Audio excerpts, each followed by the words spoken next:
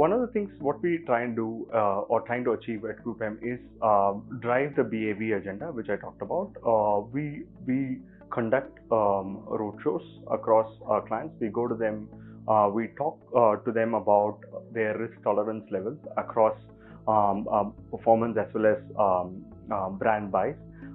We have facilitated them with partnerships, which is going to help them leverage the GroupM might of buying, where we get third-party verification partners at more affordable prices.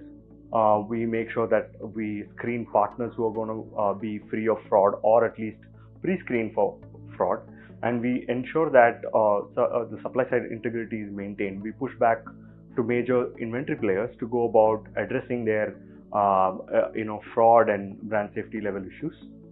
And we collate this information and push it out as a update or as a GroupM point of view to our agency folks, so that they are always updated on that. We do a quarterly sync up with our counterparts, go and meet the client and talk about the BAV initiatives and what we have done along through the way with these efforts. We are yet there. As far as global standards is concerned, GroupM globally has been, the first one to voice against, brand safety and fraud. If you look at for a brand marketer, GroupM has its own set of standards that it is unique, right? You can go to any third-party platform and you can see that you can actually measure it against GroupM standards, right? So that is pretty unique for an agency to go about voicing the concern about, or getting people to really comply onto a common framework.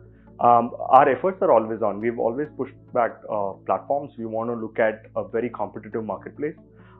We want to look at ideally breaking monopolies across sectors. It's not only at tech, across the ecosystem, so that there is a healthy competition is in place, by which the brands literally get the advantage of or the best of the best being served to them.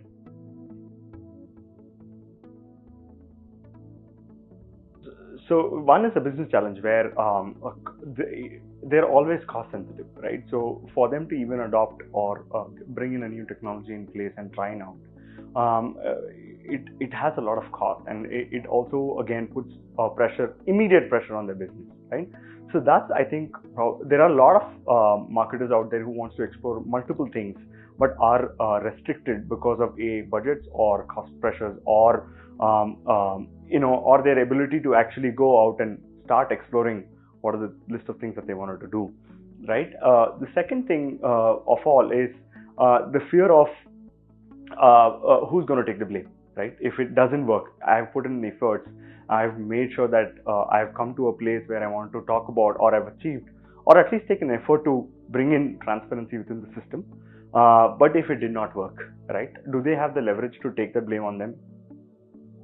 In most cases, no, right? So those two are primary challenges I think marketers face today in terms of as far as adoption is concerned. MMA has a larger role to play as far as the ecosystem is concerned, because today there is no central body available who can reach out to every stakeholder in the ecosystem and ask for transparency and drive their agenda, right?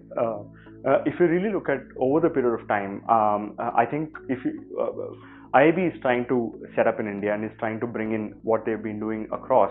I think MMA has a lead ahead because they're established, they have the workforce in place, they are having the right connects. All it's just that they just to build a framework and make sure that the panel with their support can function to help marketers and everybody in the framework.